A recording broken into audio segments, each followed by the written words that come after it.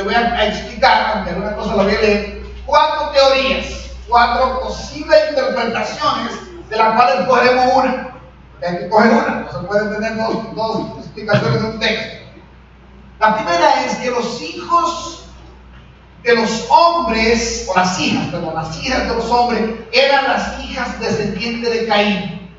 O sea, eran mujeres que descendían de Caín. Y los hijos de Dios eran hombres descendientes de Set, su otro hermano. Acuérdense que cuando mató Caín a Abel, Adán y Eva tuvieron más hijos. Y uno de ellos se llamó Set. Ok, entonces eso es una teoría. Quizá bastante cuestionable, pero el pecado entonces, según esta teoría, sería que hubo una unión de una línea santa con una línea no tan santa, la línea de Caín. Eso como que no deja mucha pregunta esa explicación. La segunda es que los hijos de Dios eran reyes orientales. Eran seres humanos con un poderío enorme que hacían lo que querían. Entonces, y las hijas de los hombres eran mujeres comunes y corrientes, las israelitas, cualquiera. Entonces, un rey veía, según esa teoría, reyes vieron a las hijas de Israel muy hermosas, estas mujeres, entonces ellos cometieron pecado con ellas. Es bastante cuestionable esa teoría. No sé si se da cuenta que por lo general dejo la teoría, la última, como la verdadera o la que creemos. Entonces las primeras no son muy buenas teorías. La tercera es una variación de la segunda y considera a los hijos de Dios como reyes, pero que eran prácticamente divinos. Se llama mitología de otra cosa. La mitología se le da a ciertos reyes ese carácter de ser como seres divinos. La idea es que el rey, antes del diluvio, estaba vestido de orígenes divinos o semidioses. Eran como semidioses. Entonces, el pecado era transgredir los límites establecidos de lo divino y lo humano, la unión de lo divino con lo humano de una manera admisible. Ya aquí no es mitología, tenemos que decir, bueno, esto es más mitología que otra cosa. La que consideramos que es la correcta es la siguiente: es que los hijos de Dios son ángeles caídos. Entonces usted ya me está haciendo preguntas, ¿y dónde cayeron los ángeles? Vamos a ver ahí, por ahí. Vamos a ir despeluñando toda esta cuestión hasta llegar inclusive a Judas, que es el penúltimo libro del Nuevo Testamento y de la Biblia.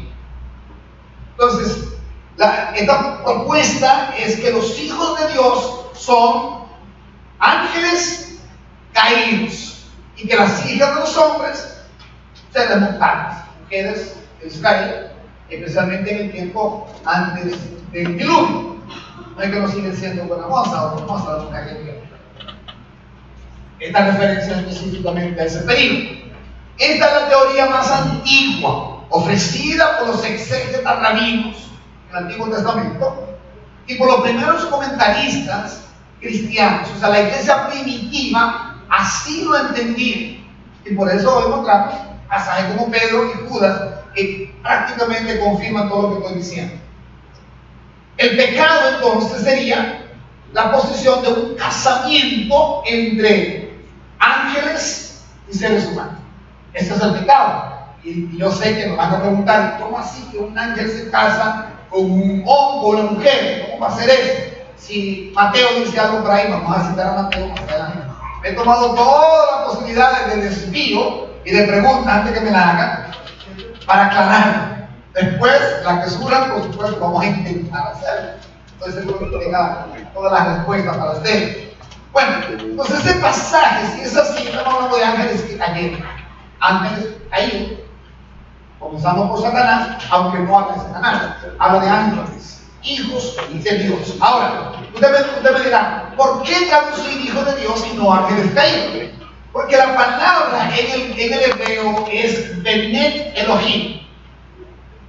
Y esa palabra, esa frase, Benet Ha Elohim, esas tres palabras juntas nunca se usaron en la Biblia para hablar de otra cosa que no fuera de ángeles. Eso es importante, hermanos.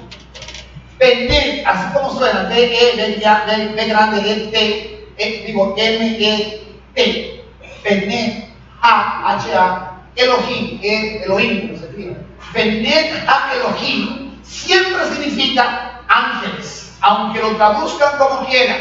Hijo de Dios, huestes celestiales. Hay otra traducción que dice huestes celestiales en otro pasaje que voy a leer, por lo menos lo de Job. Ahora veamos, porque el que más me ayuda está en Job. Vamos a buscar Job y eso lo vamos a tener en la pantalla. Por favor, si me ayuda, Job 1:6, ahí está la pantalla. Un día, escuchen esto, vinieron a presentarse delante de Jehová los Benet Ha Elohim. ¿Los hijos de qué? De Dios. ¿Ok? ¿Me siguen? ¿Usted cree que un humano iría a presentarse de allá en el cielo a Dios para hablar con Dios? ¿Verdad que está casi? Si usted quita hijos de Dios y pone ángeles, no hay problema. De hecho, ya se lo dije, es la misma expresión que te dije en Génesis 6. Los Benet, los hijos, Ha Elohim, los hijos de Dios.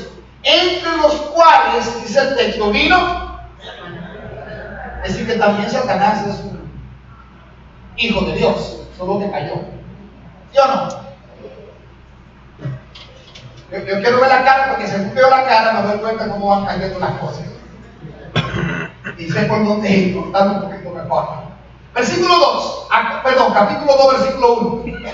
Aconteció que otro día vinieron los Benet Ha Elohim, igual, la misma frase, para presentarse delante de Jehová, y Satanás vino también entre ellos, presentándose delante de Jehová. ¿Recuerdan el pasaje? Tienen una idea del pasaje, no tengo que hacer referencia mucho a eso. Cuando Satanás va ante una corte celestial, ya había caído Satanás. No era ya un ángel bueno. Y él va y insiste ante Dios que Job no pecaba porque Dios lo tenía como su papacito bonito en la tierra. Todo era bien, toda la prosperidad, pero que si Dios lo tocaba, Job lo iba a maldecir. Por ahí anda la historia. Lo que quiero hacerles ver es que esa expresión, Benet Ha Elohim, hijo de Dios, habla de ángeles caídos. Habla dentro de los cuales está Satanás. Ok, quiero ver si están, si están medio mareados. Recuerden que estamos subiendo el pico Duarte, que estamos llegando a un lugar que le llaman la curva de la loma del arrepentimiento. Usted va mareado, usted va loco, porque bolota, porque le digan, vamos a devolver. No aguanta más. Ok. Entonces, si estamos mareados aquí, lo que quiero es que vayamos construyendo la comida. ¿Vamos bien, hasta ok. En el capítulo 38 de Job, lo proyectamos, dice, cuando alababan todas las estrellas del alba, y se regó y se regocijaban todos los hijos de Dios. Esa es la misma expresión. Ese 38:7. Los Benet Ha Elohim, exactamente la misma frase. Estoy trabajando con frase porque no es una sola palabra, en español es una sola palabra. Hijos de Dios. Pues ahí aparece.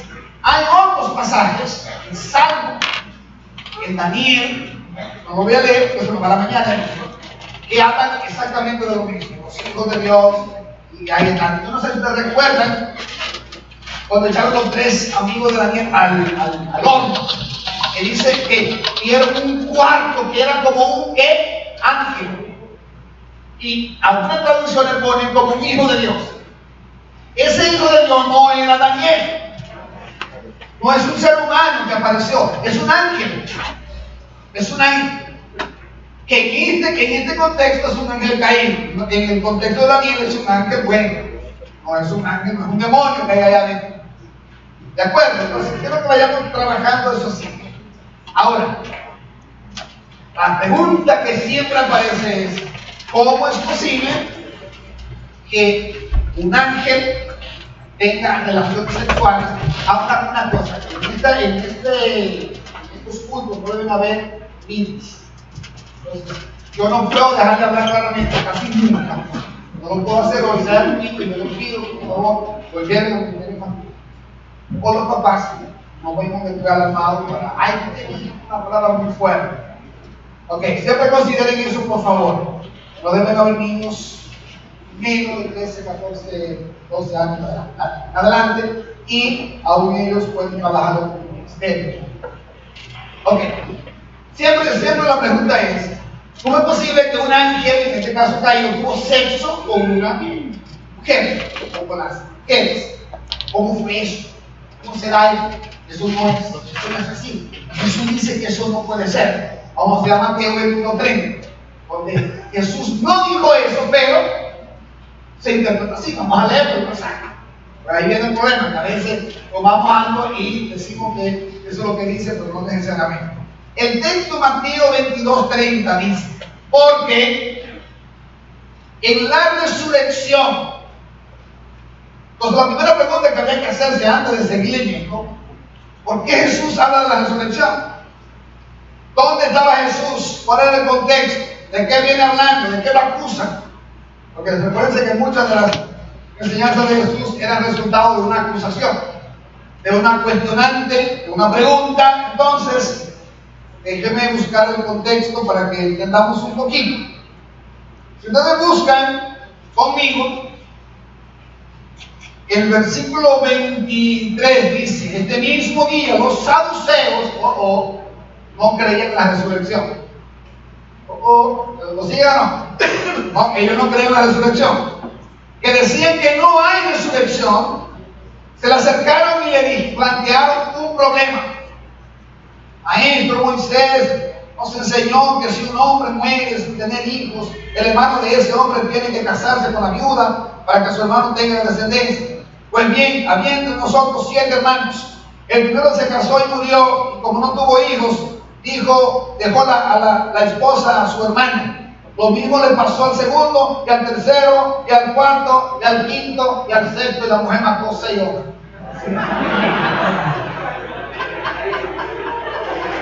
No, es para que ustedes se crezcan porque están interesados. Y el 28 dice, ahora bien, el gancho a Jesús, el gancho. Escuchen. Es como que si usted me hace una pregunta, que usted sabe la respuesta, pero usted quiere buscar un gancho, a ver qué va a decir el pastor. Ahora bien, en la resurrección, ¿a quién está respondiendo? ¿A los qué? A los que no creen en la resurrección. ¿De cuál de los 7 será esposa esta mujer? ¿Alguna canción se pregunta aquí? Ya que todos estuvieron casados con ella. Jesús le contestó, ustedes andan equivocados porque desconocen las escrituras y el poder de Dios. En la resurrección, las personas no se casarán, ni serán dadas en casamiento, sino que serán como los ángeles que están en el cielo. Voy a hacer. ¿Están diciendo eso que los ángeles no se casan? Porque está diciendo que los ángeles son asexuales. Sí, es cierto. No tienen sexo. ¿Por qué? Porque no necesitamos tener relaciones sexuales. Punto. El matrimonio es terrenal. Y parte importante del matrimonio son las relaciones sexuales. Si tú estás casado y no tienes eso, tienes problemas.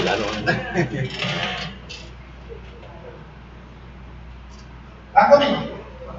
Pero el eje de la respuesta de Jesús no es la relación sexual, es la resurrección. Por eso que cuando estudiamos la Biblia tenemos que entender cuál es la intención del autor. Mateo está diciendo aquí, vamos a resucitar, olvídense del matrimonio.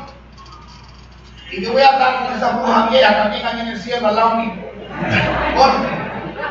Yo voy a andar con ese peleón, con ese refunfuñador, con ese que ronca y no me deja dormir. Olvida.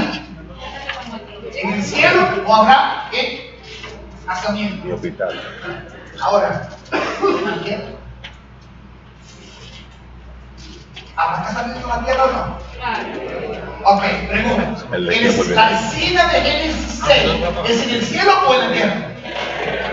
Ok, ya es para la respuesta.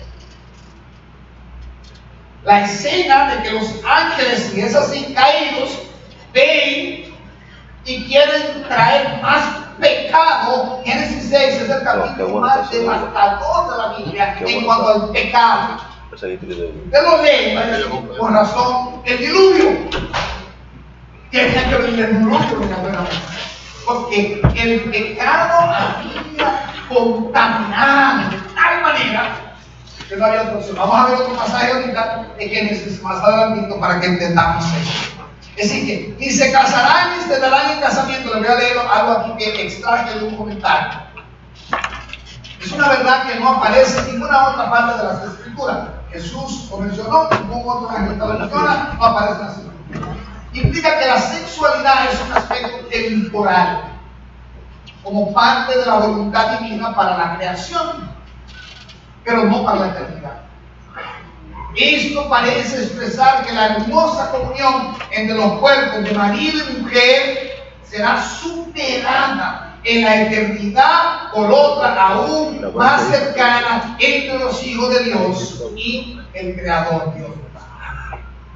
Así que, si usted está casado, casado, soltero no, casado, adulto soltero no, casado, disfrute las relaciones sexuales porque son temporales. Cuando usted se muere, se acabó. Eso se va a acabar pronto. Amén. Se acabó lo que Si se quiere va. oír más, el ministerio de pareja le va a dar un anuncio al final.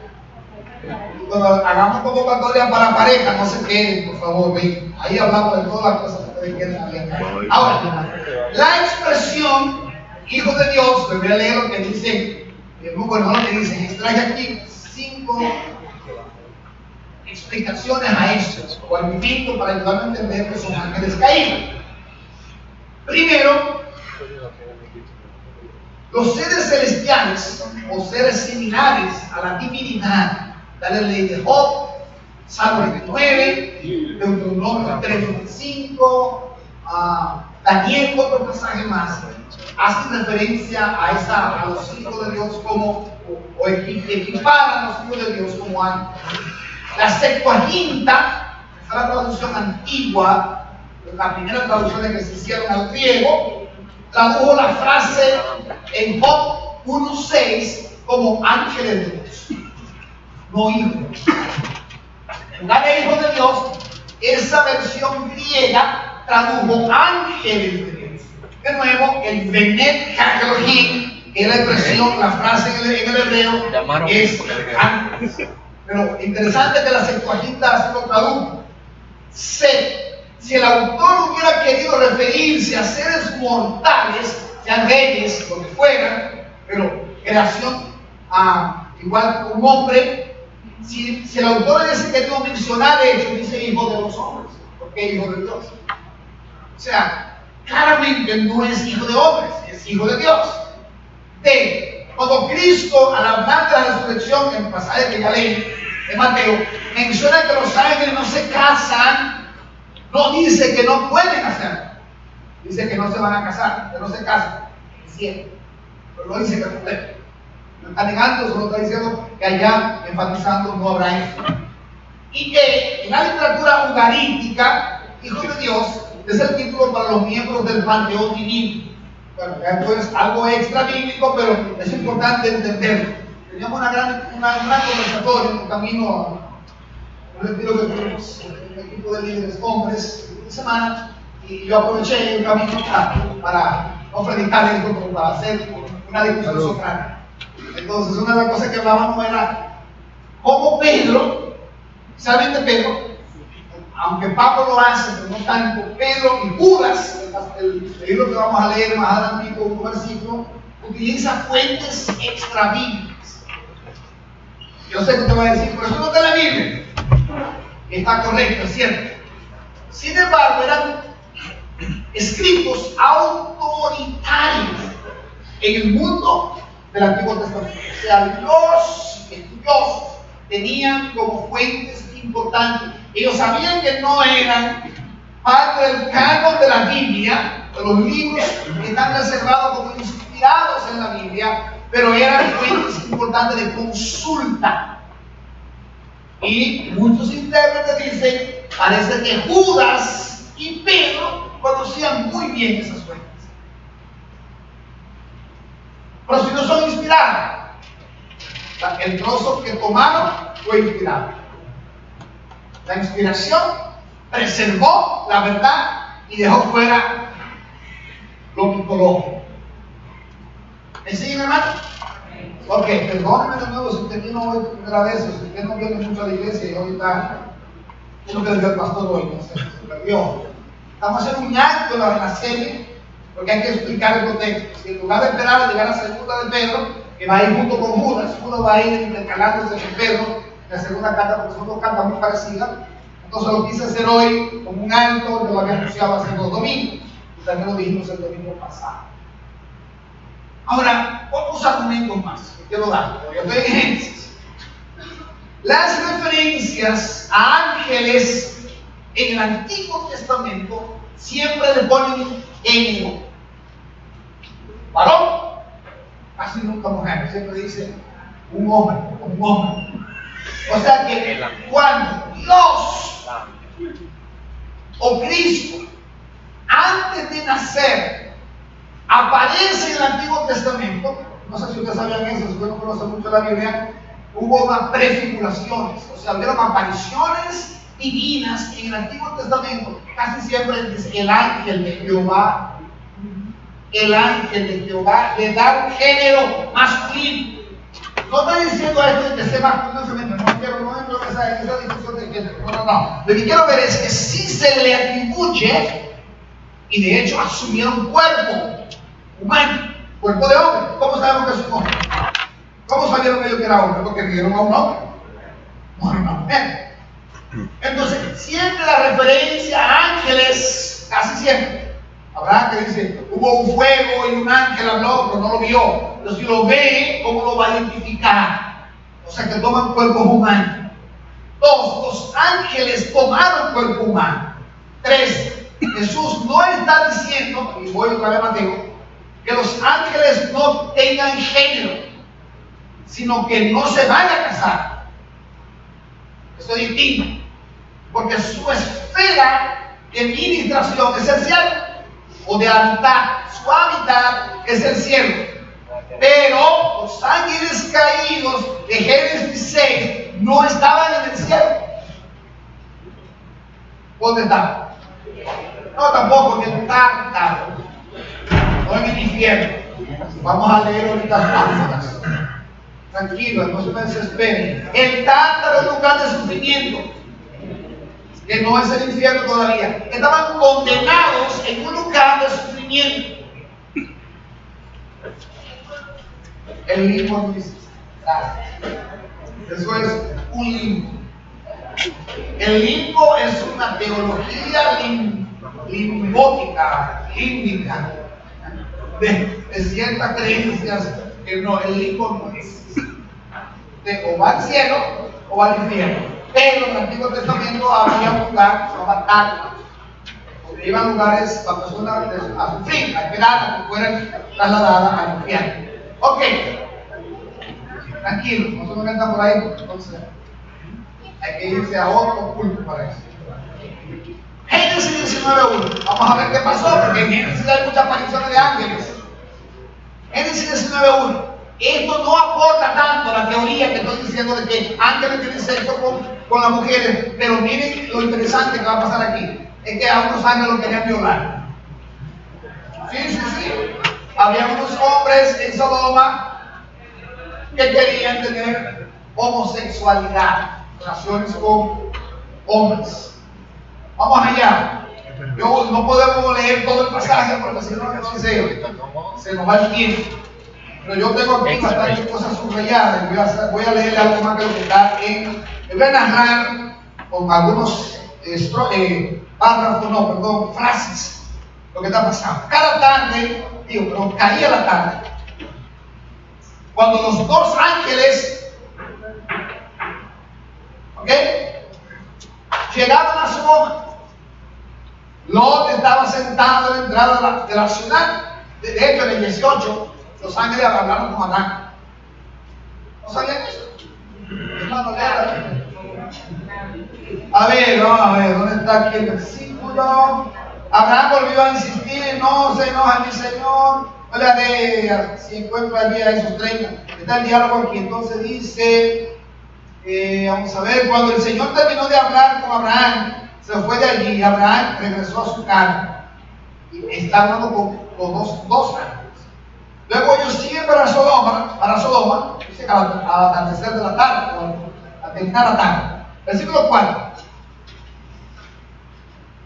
Aún no se habían acostado cuando los hombres de la ciudad de Sodoma rodearon la casa.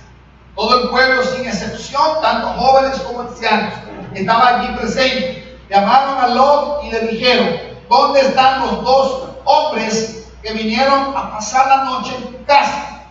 Échalos fuera, que queremos acostarnos con ellos. Ok, ¿lo vieron o no lo vieron? Bien.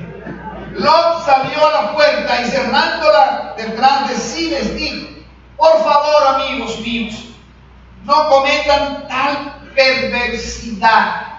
Ahí la cara, ya yo todavía no lo entendía, ahí está claro. Tengo 2 hijas y Lot le ofrece a sus hijas. ¿Ok? Ahora, veamos, vamos a ver, el 12. Luego le advirtieron a Lot, los 2 ángeles: ¿tienes otros familiares aquí? Saca de esta ciudad a tus yernos, hijos, hijas y a todo lo que te pertenezcan, porque vamos a destruirla. 14. Lot salió para hablar con sus futuros yernos, es decir, con los prometidos de sus hijas. Por eso que tengo tanto cuidado con los muchachos. Hay que orientar. Apúrense, les digo. Abandonen la ciudad porque el Señor está por destruirla. Pero ellos creían que Lot estaba bromeando. Así que al amanecer los ángeles insistieron con Lot. ¿Quiénes insistieron? Ok. Exclamaron: apúrate, llévate a tu esposa y a tus 2 hijas que están aquí, para que no perezcan cuando la ciudad sea castigada. Como Lot titubeaba, los ángeles casi lo agarran y lo montan tras árboles. No podían. ¿Sabe la metodología que tenemos? La idea nuestra, ¿no? Esas cosas. Amén. 25. Así destruyó a estas ciudades y a todos sus habitantes, junto con toda la llanura y la vegetación del suelo. Por si acaso, les voy a leer un poquito más. 26. Pero la esposa de Lot miró hacia atrás y se quedó convertida en estatua de sangre.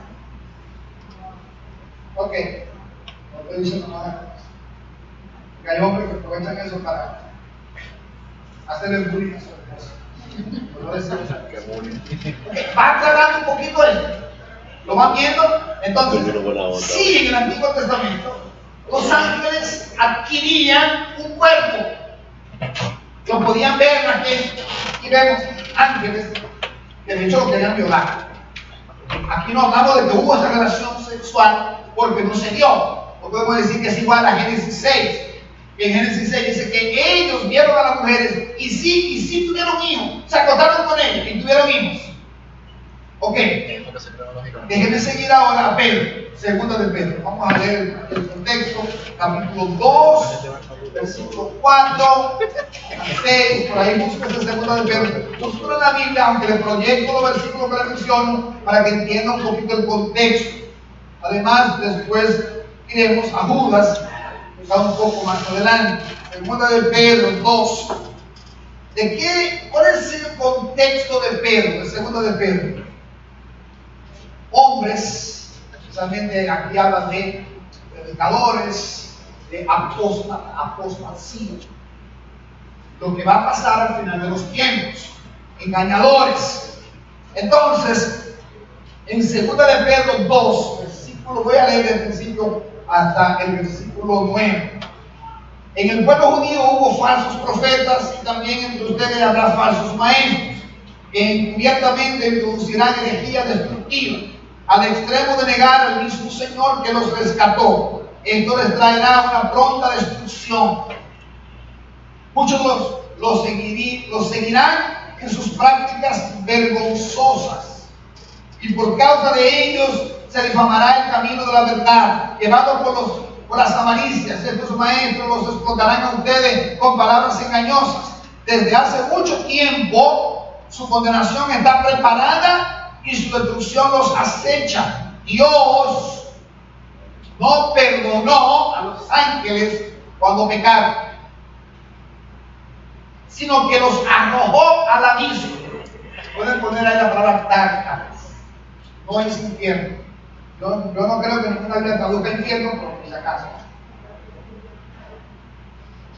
Al abismo, al tártaros, metiéndolos en tenebrosas cavernas y reservándolos para el juicio. Tampoco perdonó al mundo antiguo cuando mandó un diluvio sobre los impíos, aunque protegió a 8 personas, incluyendo a Noé, predicador de la justicia. Esa es una pregunta de acá. No lo dice Génesis. Además condenó a las ciudades de Sodoma y Gomorra y las redujo a cenizas.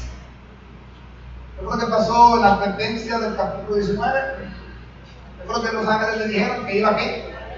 ¿Qué dice aquí? A reducir una ceniza, poniéndolas como escarnio para los impíos. Por otra parte, libró al justo Lot, que se hallaba abrumado por la vida desenfrenada de estos perversos.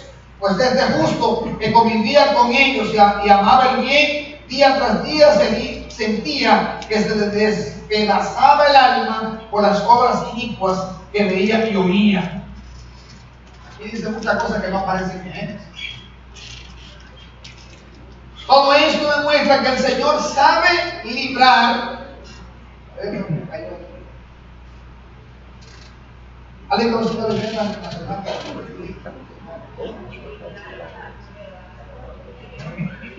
Ok, librarle la prueba a los que viven como Dios quiere. Ok, ¿qué es lo que está diciendo Pedro? ¿A qué es lo que hace referencia Pedro acá?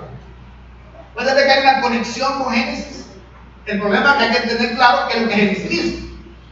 Otra vez, dice que Dios no perdonó, y de hecho Pedro lo que va es a comparar lo que Dios hizo con esos ángeles, y si no lo perdonó tampoco a los falsos maestros actuales, en tiempo de Pedro, en la iglesia, hoy, mañana, tampoco lo va a perdonar.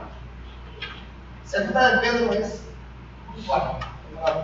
Vamos a tratar de cubrir algunos pasajes largos, porque es tan fuerte, y de hecho lo que sigue es tan descriptivo de lo que realmente es el carácter de los falsos maestros, falsos profetas y todo eso. Ahora, lo que Pedro hace, la excelente interpretación de Pedro, lo que él hace es acudir o hacer referencia a la tradición judía, que enseñaba que entre todos los eruditos del Antiguo Testamento, los estudiosos sobre los pasajes del Antiguo Testamento, le daban igualdad a los ángeles que pecaron a esos ángeles que aparecen en Génesis 6. O sea, los estudiosos de Pedro y de la Biblia dicen, lo que Pedro está haciendo es citando fuentes, vamos a decir, extrabíblicas, o fuentes que para los judíos eran importantes, pero que no aparecen en el canon bíblico, pero que eran verdad. Porque si Pedro lo dice, es porque era inspirado. No en esas fuentes como Pedro. Ok, a veces vamos a poner un argumento de esta manera. Cuando un autor bíblico cita un pasaje del Antiguo Testamento o cita un pasaje que no está en la Biblia, en ese momento es inspirado. O ese pasaje es inspirado, aunque el otro no lo sea. No sé si me sigo. Porque el otro en algún contenido tiene error, tiene engaños. Sí. Le tengo que decir abiertamente de dónde es que Judas y Pedro reciben esa fuente extrabíblica o autoridad judía del Antiguo Testamento. El libro se llama Enoch. Y usted me dice, ¿qué? ¿Dónde está eso? No existe en la Biblia. Pero si ustedes lo buscan en ciertas fuentes, a algunos les gusta usar Google, lo van a encontrar. Y en español. Pero tengan cuidado que tienen muchos errores. Entonces hay que tener cuidado. Esos libros tienen errores. Pero ese libro de Enoch, especialmente el primero, son dos, cuentan exactamente lo que Génesis dice con otras palabras. Y vamos a tener que hablar de Enoch ahorita cuando Judas diga que Enoch profetizó. ¿A qué Enoch se refiere? Es porque Judas tenía conciencia, él era un judío, igual que Pedro, ellos sabían que sus antepasados tenían fuentes no bíblicas, pero que ellos sí sabían que era verdad. Que había no mentiras, pero errores, pero que había cosas verdaderas. Y lo que Pedro o Judas extraen es inspirado. Quiero que tengamos claridad en eso, que estamos quitando de la inspiración y estamos incluyendo cosas no inspiradas dentro de la inspiración. Así que por ahí cambia la cosa. Vamos a Judas, luego regresar a la primera de Pedro y dejando tiempo para preguntas. Judas, ese es el último libro antes de Apocalipsis, lo van a encontrar. Un solo capítulo, una sola hoja, una página, media. Judas es muy parecido a la segunda de Pedro. Bueno, hablando contra los falsos maestros, y dice en el versículo, vamos a ver, del 4 en adelante. El problema es que se han infiltrado entre ustedes ciertos individuos que desde hace mucho tiempo han estado señalados desde hace mucho tiempo, han estado señalados para condenación. Son impíos que cambian en libertinaje la gracia de nuestro Dios y niegan a Jesucristo, nuestro único soberano y Señor.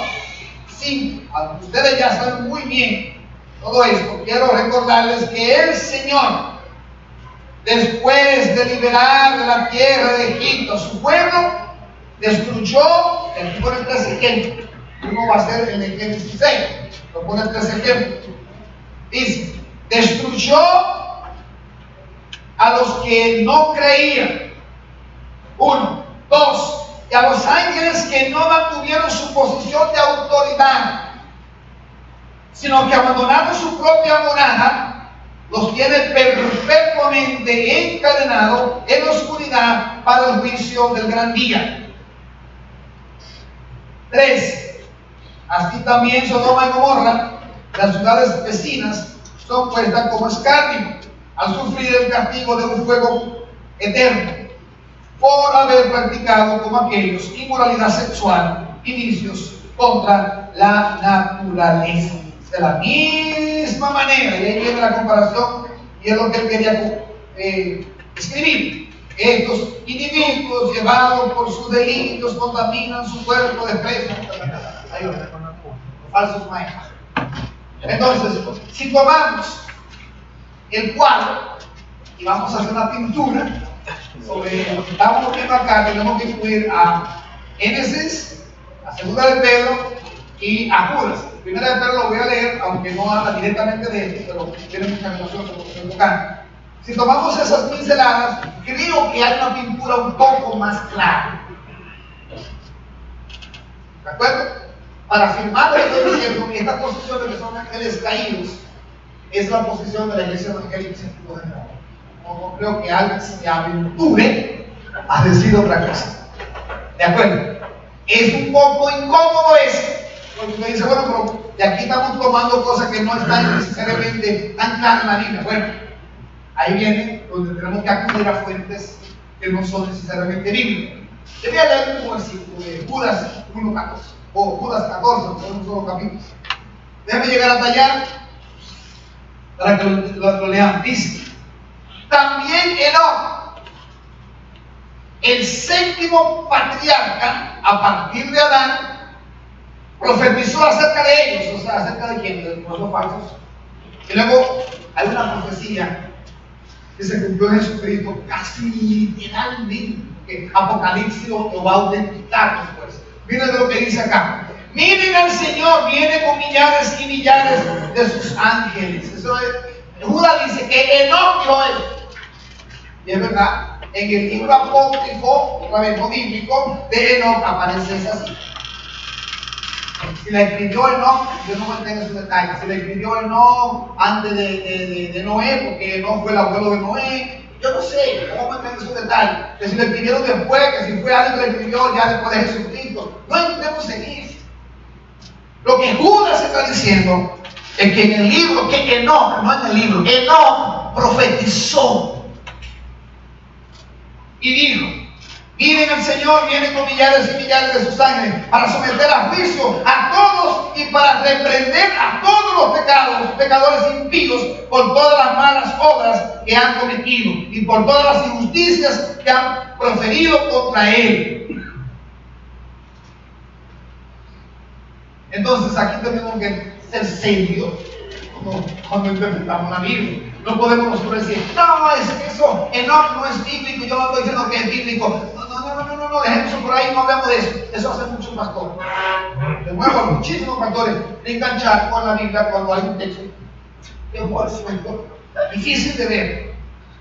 Que hay que darle semana y semana de cerebro, que hay que leer mucho, hay que investigar, porque es más fácil decir, dejémoslo ahí. Eso no va a ayudar mucho.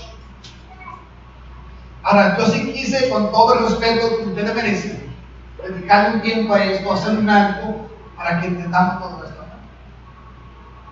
Déjenme terminar con una pregunta que me dice: ¿a qué profecía se refiere Dios? ¿No hay libro inspirado con ese nombre? Dos, no aparece ninguna profecía en otro libro de la Biblia que la atribuye a Enoc, es solamente Judas lo menciona. Entonces, Enoc, ¿quién es? Es un personaje del Antiguo Testamento, y se dice como patriarca. ¿Alguien sabe algo más de Enoc interesante? ¿Qué pasó con Enoc? Dice que caminaba con Dios, era tan amigo de Dios que un día Dios dijo: vente conmigo, y no murió. Usted me dirá, eso es mitología, eso es palabra de Dios. Quien quiera aparentar, ser más científico, más filosófico que todo el mundo, no es una de las 30 años trabajando la palabra, estudiando la palabra, tratando de entender estas cosas. Cada día creo más en la Biblia. Eso es palabra de Dios. Enoc era tan amigo de Dios, caminaba con Dios todos los días. O sea, era un hombre íntegro que un día ascendió al cielo y no murió. ¿Quién más en el Antiguo Testamento, sobre todo, le pasó algo parecido? A Elías. El profeta Elías tampoco murió, así que no solo uno. Ahí hay dos. ¿Van conmigo, hermanos? Entonces, Judas, como Pedro, acuden a fuentes extrabíblicas, judías, del pueblo de Israel. En este caso, al libro de Enoc. La posible razón para hacer esto es el paralelismo entre lo que Enoc dice o que aparece en ese libro y lo que Dios le está revelando a Judas o a Pedro. Enoc era un personaje fascinante para los judíos por el hecho de que no hay mucho escrito sobre él y porque él no murió, sino que fue llevado al cielo sin morir. Para los judíos eso era fascinante. Tenían que pasar esos escritos porque si no, ellos no se van a quedar tranquilos. Ahora, en esos libros que no están en el canon bíblico que nosotros usamos, hay errores, por eso no son considerados bíblicos. Pero que tengan ciertas verdades, claro que sí. Eso es muy fácil de entender. Ok, ahí termino. Tengo tres cosas para su aplicación, que no las vamos a ver ahora, sino ya cuando vayamos a orar. Que yo creo que hay que traer que se aprende. Y de hecho, si ustedes quieren usar algo en el grupo pequeño, van a aparecer en una pantalla 3 aplicaciones. Y yo creo que lo podríamos usar para nosotros extraer de esta enseñanza. Pero quiero ver qué preguntas tienen o qué comentarios. Hay gente que porque no quiero que se queden mareados así como. Oye, yo no lo comprometo. ¿Alguna pregunta de este lado? No, tú no, pero para acá. ¿De este lado? A ver, Diego, más, adelante. Para Espérate, Willy, espérate. Préndelo, Willy. Sí, pastor, dijo la palabra el tártaro. Y en el texto que leyó habla de abismo, caverna tenebrosa. ¿Qué relación tiene esto con el seno de Abraham, pastor? Es una pregunta. Son dos cosas. El seno de Abraham, vamos a ponerlo de manera gráfica. Vamos a ponerlo de manera gráfica. Sí, ahora sí. De manera gráfica.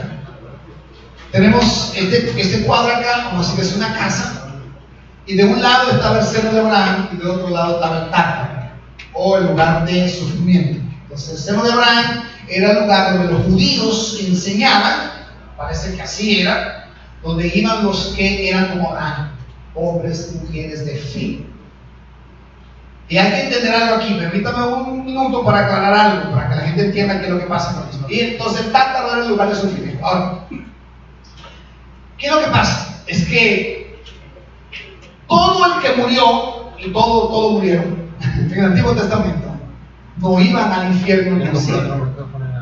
¿Por qué? Aquí me da un argumento bíblico contundente. ¿Por qué nadie ha ido al infierno todavía? ¿Y por qué nadie iba antes? En el Antiguo Testamento nadie iba al cielo. El juicio. Porque el cielo para los creados fue inaugurado por Jesús. Si usted lee Colosenses 1, le va a ver que todo él es el preeminente, Cristo. Entonces, Cristo cuando resucita y vacía el seno de Abraham y se lo lleva al cielo con él, llevó cautiva la cautividad y se fue al cielo, y todos los creyentes del Antiguo Testamento que no habían ido al cielo, que estaban en el seno de Abraham, fueron llevados al cielo. Y los que estaban en el tártaro o en lugar de sufrimiento, Apocalipsis 22, 20 en adelante. Cuando Satanás se ha lanzado en el lago de fuego o el infierno, luego va la bestia, luego va el falso profeta y después el juicio para que todo aquel que no cree sea lanzado al infierno. En otras palabras, el horno lo sigue calentando. Todavía no está inaugurado el infierno. El infierno lo inaugura Satanás. Y Satanás no está en el infierno. Tampoco está en el cielo. Dicen aquí que se sale ahora mismo. Esas son de las cosas que por estudio yo no puedo decir así, pero no es fácil que si salen a la calle lo van a compactar lo que todo lo que dice la Biblia, pero estoy casi 100% seguro de lo que estoy diciendo. Primero que Jesucristo, porque eso está en la Biblia, se fue al cielo, que con él se llevó la cautividad todo lo que estaban en el seno de Abraham, y por lo que dice Apocalipsis y otros pasajes de la Biblia, Satanás todavía está sin ser juzgado.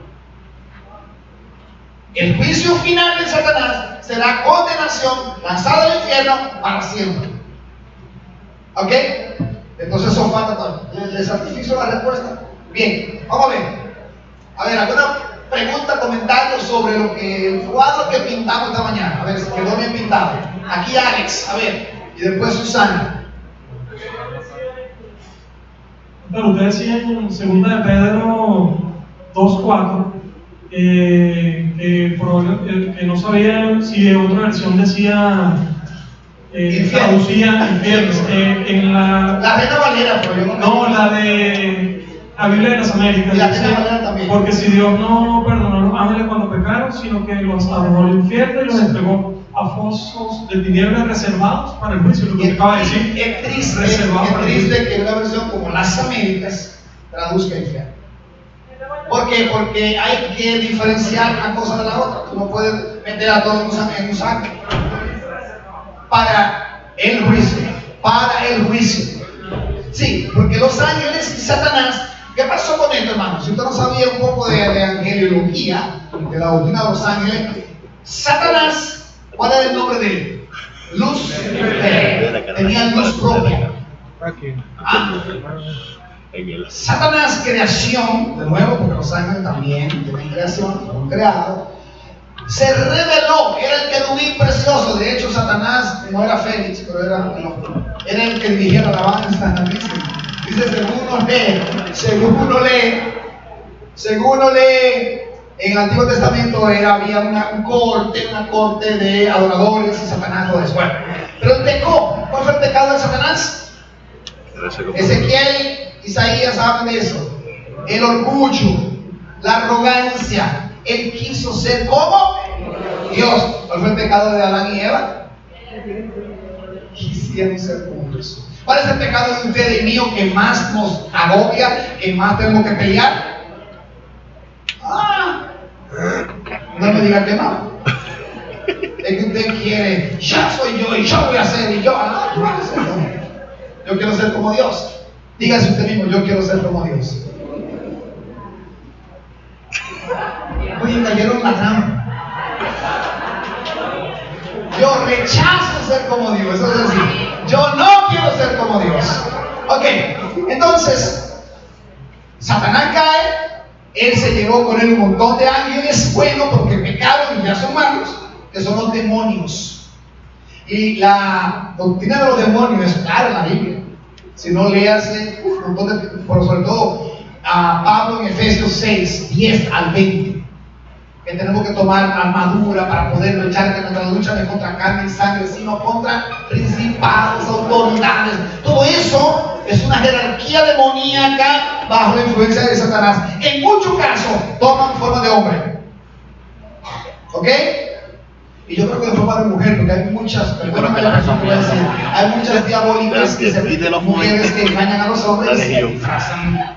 Y yo no puedo descartar que en algún momento sea un ángel caído femenino. Ok. Más preguntas, vamos. Susana. Y después aquí, ¿quién tú? Edwin, no, María. Y Edwin. Ok, dele. Rapidito que ya somos Me pasa al mismo versículo de 2 de Pedro 4:6, cuando dice ángeles que pecaron. Ese pecado se puede definir cuando la rebelión que fueron lanzados o el pecado en sí de la inmoralidad con la mujer. Te voy a hacer la pregunta a ti que estudia primeros principios. ¿De qué viene hablando Pedro? Judas, ¿de qué viene hablando? Judas viene hablando del pecado, de lo que se revelaron. Entonces esa es la respuesta. Gracias. Ok, aquí. Ok, dos cosas. Hay la versión de jubileo, dice Tártaros. Dice Tártaros. Okay. O sea, si tienen, alguno tiene la versión del jubileo, bueno, esa lo pueden tener también. Bueno, en el smartphone, si tienen la Biblia, hay muchísimas versiones y la del jubileo. A mí me gusta utilizar comparar textos, yo veo varias traducciones. Y otra cosa también es que bueno, es una pregunta y también se responde a sí misma. O sea, los ángeles, cuando usted hablaba del texto de que tomaban forma de hombres, o sea, los ángeles tenían la misma necesidad de los seres humanos cuando tomaban la forma de hombres. Ok, podemos llegar a esa conclusión en el sentido de que ángeles caídos, su tendencia es al mal. Pero como ángeles, los divinos que están en la corte celestial con el Señor, no tienen esa necesidad. Porque eso es lo que Jesús dice. En el cielo, cuando ustedes vayan al cielo, las hormonas no existirán. Vamos a traducirlo un poquito mejor. Cuando vayan al cielo, no habrá problema de hormonas. No hay que casarse. Eso es terrenal, terrícola, carnal, la carne que fue soplada con el Espíritu de Dios, pero hay carne. Soplada con el Espíritu, con la creación, entonces toma vida. Luego redimida, porque cayó, redimida en Cristo, el Espíritu Santo, y cuando estamos llenos del Espíritu Santo, el pecado desaparece. ¿Sí o no? Cuando usted pegue, cuando yo pego, ¿cómo entendamos? ¿Super espirituales o super carnales? Ok, gracias. María, y después, ¿quién fue que levantó por aquí la mano? Allá, mire, están levantando la mano todos los teólogos de la iglesia. Presta atención a la pregunta, para que vean que todo lo que han hablado son experiencia, Mariela, te voy a dejar chateante que todos son tigres de aquí. Ok, María y después Mariela. No, perdón, vamos a seguir por ahí. Dale. Bueno, precisamente que me están respondida por lo que digo. Sí, está respondida ya, no. Yo quería saber, cuando usted dijo que Jesucristo dijo que solo era posible, cuando los ángeles Casados. No era necesario, ¿cómo? cuando los ángeles tomaron a las hijas de tomaron cuerpos humanos, o sea, ellos tomaron posesión del cuerpo humano para que Eso es lo que dice Génesis 18, 19, lo que dice otros pasajes, bueno, sobre todo ahí en Salmo. En Job habla del cielo, o sea que es otra cosa ya, pero está hablando de Satanás, bueno, los hijos de Dios y esto. Pero ahí sí tomaron cuerpo humano, de hecho nacieron hijos, y el texto dice que a partir de ese momento hubieron Nefilim, es en el hebreo, Nefilim es gigantes, pero no es la mejor traducción. La mejor traducción es hijos del pecado.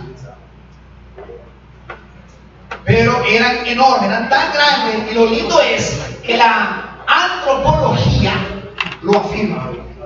La antropología, que no es satánica, porque aquí hay un problema que mucha gente dice que psicología es del diablo, la antropología es de Satanás, la sociología y a todo es diabólico, hermano. Use la antropología, use la sociología, use la psicología, siempre y cuando no contradigan la Biblia. Si la contradicen, usted tiene que fajarse a estudiar, que va a encontrar que esa parte, esa ciencia está mal. Pero la antropología ha concluido que un periodo entre este pasaje antes del diluvio y el momento en que David, el rey, reinó. David mató a los gigantes. No hay más gigantes después de David. Hello. Ok. Bien, más o menos. Allá Alex, Adriano y Mariela, y terminamos ahí porque se nos va el tiempo. Vamos, Alex. Pastor, una aclaración. Bueno, cuando usted dice que Jesús fue el que inauguró el cielo, ¿en qué estado entonces se encontraban? ¿No? No murieron. No, pues, se fueron al cielo. Cuando suba al cielo le pregunta a Pablo o a alguien, pero mejor no. No directamente con él dice, muchacho, y no me empezaba. Oye, que No está en la Biblia. Déjame decir algo aquí, en serio, lo dije en broma, pero lo voy a decir en serio. Uno de los mejores profesores que he tenido de libros de la Biblia se llama Gary Williams, Don Gary. Fue rector del seminario donde estudié en los años 90. Don Gary es un estudioso de toda la vida, él vive estudiando la Biblia. Es uno de los mejores comentaristas del libro de Números, desde el hebreo, con una capacidad increíble. Y Don Gary me enseñó 1 Corintios, exégesis de 1 Corintios en griego, o sea, había que estudiar todo en griego. Entonces, ante alguna pregunta que hay en Corintios que son bien complicadas, por ejemplo, una doctrina que enseñan los mormones, que es que los muertos se casan. El casamiento con los muertos. Tú te casas en nombre de un muerto y te bautizan. No, perdón, no te casas, te bautizan. Yo me voy a bautizar y entonces me bautizo en nombre de Joseph Smith, que murió. Hello, es una doctrina diabólica. Pero no voy a complicar porque parece que hay algunas iglesias que todavía enseñan esas cosas que no son testigos de los mormones. Cuidado con eso. Bueno, entonces, Don Gary decía, por supuesto, estudiamos el pasaje, hicimos monografías sobre eso, son los versículos y todo el estudio. Pero al final tú no puedes decir, eso es lo que dice la Biblia. Lo que muchas veces podemos decir, eso es lo que no dice, porque eso es una herejía bíblica. Pero al final, siempre queremos ser como Alex. Pero entonces decía, pero por favor, cuando ustedes vayan al cielo, pregúntenle a Pablo qué fue lo que quiso decir en eso, porque nadie lo puede entender. Es decir, que no va a haber ningún estudioso de la Biblia que te va a responder. Teoría sí. Bien, Adrián. Sí, una aclaración. En el caso de los demonios, en el tiempo cuando tuvieron relaciones sexuales con las mujeres, sí, ellos personificaron, vamos a decir, hombres. O sea, tomaron forma de hombres. Podríamos decir que los ángeles hoy día podrían también personificarse como hombres. Claro. Eso es la forma más fácil de Satanás engañar. Por eso dice huestes espirituales de maldad. Nuestra lucha no es contra ti, mi lucha no es contigo, Adrián. Yo te amo, te quiero. Mi lucha es contra huestes de maldad. Y entonces, entrando en el aspecto sexual, es muy, ya entramos ahí en asunto de conjeturas, pero no de la Biblia, más que lo que le he dicho. Pero encontramos gente que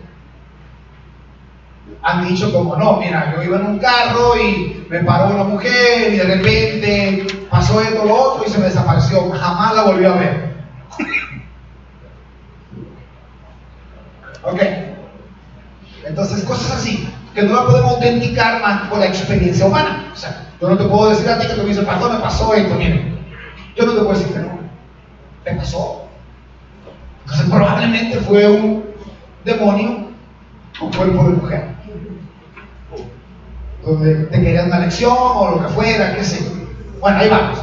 La última intervención por asunto de tiempo, ustedes pueden después preguntarme. A mí me fascinaría que me enviaran correo con inquietudes, con preguntas, que le pregunten a los hermanos cómo hablar de esas cosas y con gusto lo hacemos. Mariela, adelante.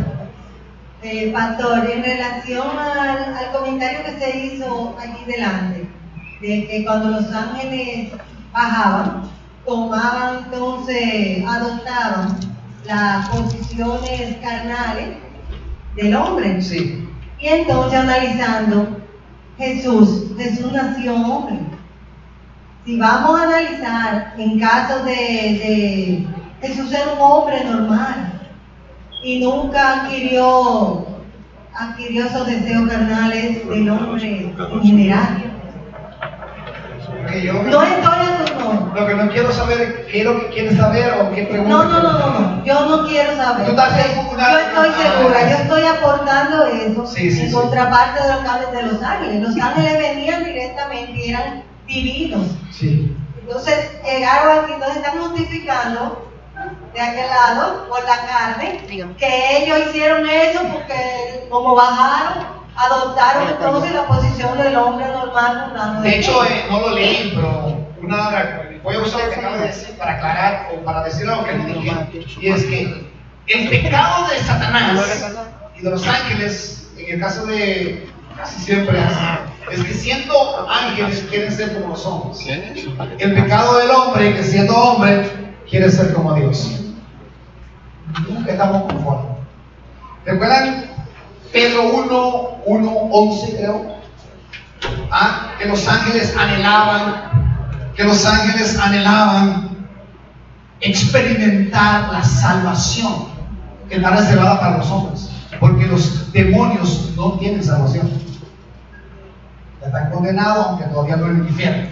Están reservados en un lugar, dice, cavernas oscuras, lugar de oscuridad en el Tártaro, en ese lugar de sufrimiento, reservado para luego ser llevado a. Ahora, que ellos tienen acceso a infiltrarse, a poseer hombres, animales, lo que sea, sí, hermano mío. ¿Usted no está claro de eso? Porque si no hubiera eso, entonces usted no tuviera ningún problema con el diablo, porque el diablo no encuentra en todas partes, él no es omnisciente. Hello, ¿usted sabía eso? Que Satanás no es omnisciente, él no puede estar en todas partes al mismo tiempo. ¿A quién envía? ¿Quiénes van? Los demonios. ¿Tú quieres decir algo? Que te vi muy. Dale, hermano, y cerramos ahí con 3 aplicaciones. Sí, atrevidos y contumaces, no pueden decir mal de las potestades superiores, mientras que los ángeles, que son mayores en fuerza y potencia, no pronuncian juicio de maldición contra ella delante de él.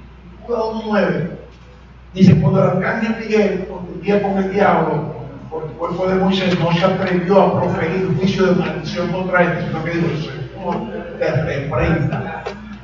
De hecho, se está anticipando, lo voy a anticipar para que ese domingo no falte nadie a la iglesia, no voy a faltar nunca, pero ese pasaje cuando lo toquemos, vamos a ver por qué no debemos reprender demonios. ¿Por qué tenemos que tener cuidado con reprender? En autoridad nuestra. Yo te reprendo, y te reprendo, y te reprendo. No, que el Señor te reprenda. Y vamos a usar otra cosa más, especialmente con el tema de que yo te bendigo. Eso es nuevo, yo te bendigo. No, que el Señor. Porque ahora el hombre, la antropología bíblica se ha vuelto muy pecaminosa. Escuchen, la antropología bíblica se ha vuelto ahora, porque eso es como ver con los superapóstoles. Porque como ellos tienen el poder, yo te bendigo, sueltan la bendición. ¿Dónde está eso en la Biblia, hermano? Eso está trayendo muchos problemas. Muchos problemas. Cuando entremos en Pedro y Judas vamos a divertirnos un poquito. Ok. 3 aplicaciones. Es decir, que eso fue un avance de lo que vendrá. Eso que dijo el hermano Marlon. Ok. 3 aplicaciones. Peligros a evitar. 1. El peligro de extralimitados. ¿Qué fue lo que pasó con los ángeles? Querían meterse en otra cosa. Hermano, conténgase. ¿Ah? La transgresión es volar los límites, saltarse los límites. ¿Ah? Transgredir los límites es muy común en nuestras ciudades. El homosexualismo, el lesbianismo, las operaciones para cambiar el sexo, la prostitución, son intereses de rebeldes que no quieren sujetarse a las fronteras que Dios te ha puesto. Si Dios te hizo hombre, ¿quién quiere pasar mujer? Yo sé que hay enfermedad. Si es una enfermedad, hay que trabajarla como una enfermedad, pero no hay que darte tanta libertad para que tú hagas lo que tú quieras. El deseo de obtener siempre lo que tú quieres. Cuidado. Eso lo consigo aunque sea lo último que pase y me muera, pero yo eso lo voy a lograr. Tú quieres ser como Dios. El ser humano hoy, inserto en una sociedad de consumo, ha llegado a creer que debe obtener todo lo que desea. Es más, la propaganda le dice que en verdad tú lo mereces. Es que tú te mereces ese viaje, muchacho. Nada más son $3,000. Tú lo coges prestado y lo pagas. Porque tú lo mereces. Como tú lo mereces, tú trabajas demasiado. Siempre transgrediendo el límite. 2. Segundo peligro, el peligro del abuso del poder. Hermanos míos, cuidado. Tiene vitamina C. El poder es muy dañino. El tener mucho poder es mucho dañino. Por decirlo así mismo, mucho dañino. Muy dañino. Entonces tenemos que tener cuidado con el poder. Y todos manejamos poder en algún momento. En algún grado tenemos ese poder. Hombres, cuidado con el, entre comillas, poder masculino y el maltrato hacia las mujeres. 3. El peligro de no confiar en Dios. O sea, tenemos que tener cuidado, hermano mío, porque nosotros tenemos que entender que la rebelión de Satanás, de Eva, primero Satanás, porque fue antes de la creación cayó Satanás, luego Adán y Eva, y eso es como parte de un hilo, de un cordón umbilical que me ata, y con frecuencia yo quiero ser como Dios. Lo digo yo, es el ser humano, todos, uno más que otros, pero este deseo increíble de la juventud, de no ponerme viejo, no me quiero morir, es que hay un problema en nosotros. Fuimos creados para no morir. Mi naturaleza está batallando contra. Dios creó a Adán y Eva para que no murieran. ¿Cuándo mueren? Físicamente, espiritualmente cuando pecaron. Físicamente es fruto del pecado. Ciertamente morirás. Murieron. Pero la tendencia nuestra es: yo quiero la inmortalidad. Quiero ser inmortal. Y en el presente nosotros vivimos luchando contra eso. Queremos que nos reconozcan, y yo creo mucho en las cosas que hemos enseñado en la iglesia, pero siempre detrás de la enseñanza hay un peligro. Y hablamos mucho de dejar un legado, y eso es súper bueno. Pero si tú, por dejar un buen legado, descuida a tu mujer, descuida a tus hijos, entonces te está metiendo un cuchillo. Entonces se castiga. Y ahora el legado es dejarle los millones de chanflín a los hijos. Y nos hemos olvidado de que eso es basura. El mejor legado que tú debes dejar a tus hijos es que tengan la vida eterna, que encuentren a Jesucristo, que vean en ti un carácter de un hombre, una mujer de Dios. Ese es el mejor legado. No que tú tengas 60 años y ahora te hacen ejercicio porque te divorciaste, te vas a casar con una de 20 años. Hermano mío, me dijo un hombre que sabe de esas cosas que de inmobiliaria, porque le mencioné que el 95% de los matrimonios se están divorciando, y él dijo, y el 95% de quienes venden casa son divorciados. O sea que de su negocio, el 95% de su negocio es gente que se está divorciando. Que Dios cancele todo negocio de ese hombre y lo ponga a trabajar para la iglesia de gratis. Que Dios te dé otro negocio, uno solo, que te gane todo lo que tú necesitas para toda la vida, pero que no sea de nadie que se divorcie. No sé si me entienden. Porque uno diría, pues yo no voy a meter a esto porque tú vas a seguir peor, y es verdad, no. Pero es triste, hermano, porque quienes se están divorciando, aunque se divorcian jóvenes, en la mayoría son unos viejitos, perdóname la expresión. Hay un hermano aquí que le dijo algo. No está aquí, no lo veo. Porque él le preguntó a un viejito, pero tú sabes que tú no gustas. Y lo que quieren es sacarte al cuarto. Sí, yo lo sé, pero. ¿Cómo es? Ah, exacto. Eso es lo que digo. Tú sabes que tú no gustas, tú lo que haces es que tú pagas. Bueno, por 60, 70 años y ahora divorciados. ¿Qué? Es esto, hermano, es que no queremos morir, no queremos envejecer. A ver, a mí me gustó la cosa. Va a morir solo. Hablamos después que terminemos, por favor. Me ilustra, por favor. Son 3 mujeres, 3 cuidado. El trío Mariano. Al igual que ayer, intentamos inmortalizar, la gente se fue de ahí, inmortalizarnos, ya sea a través de nuestros logros o mediante la fama.